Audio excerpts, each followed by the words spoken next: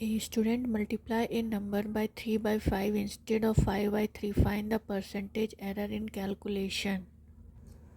तो इसका इनिशियल और फाइनल पहले वैल्यू निकाल लेते हैं. इनिशियल कितना था 5/3 और फाइनल 3/5. तो ये कितना हो जाएगा 5 5 ज़ा 25 3 3 ज़ा 9. 25:9. तो यहाँ पे माइनस करेंगे तो कितना हो जाएगा 16 हो जाएगा. यानी कि 16/25 इंटू 100 यानी 64% एरर है. The percentage of error is 64%. A person gave 20% of his income to his elder son, 30% of the remaining to the younger son, 10% of a balance he donated to the trust. He is left with rupees 10,080. Find his income. तो इसको हम लोग कैसे बनाएंगे. पहले तो उसके पास 100 rupees था, तो उसका उसने 20% कर दिया, यानी कि बचा कितना 80% बचा उसके पास. फिर 80 का उसने कितना किया 30% कर दिया, यानी 24 बचा, यानी 56 का फिर 10% उसने बैलेंस डिनोट कर दिया, तो कितना बचा 5.6. तो 50.4 हो गया. 50.4 हो गया. तो 50.4 यानी कि ये कितना हो जाएगा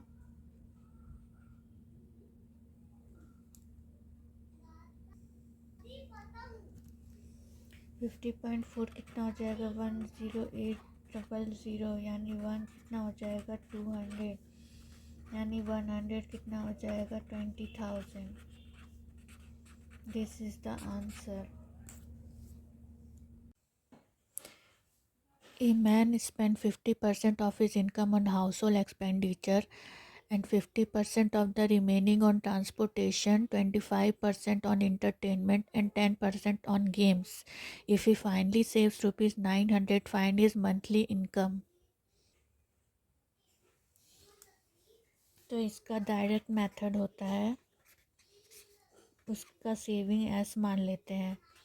तो सेविंग का उसने कितना 50% हाउस होल्ड एक्सपेंडिचर में किया स्पेंड अपने इनकम का, इसका मतलब 50% सेव हुआ.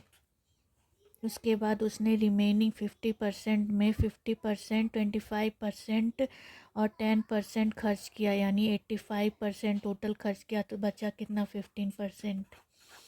तो दिस इज इक्वल्स टू 900.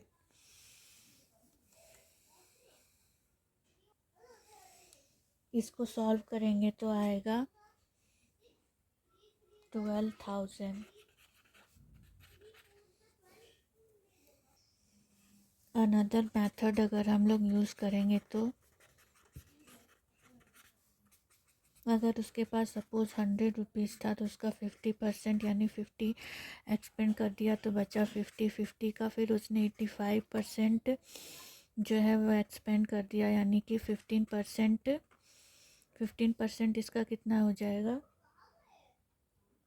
7.5. 15% यानी कि 7.5 इसके पास बचा. 7.5 900 के बराबर है, तो 1 कितना के बराबर हो जाएगा. तो यहाँ पे हम लोग एक काम कर सकते हैं. 1 कितना के बराबर हो जाएगा 900/7.5.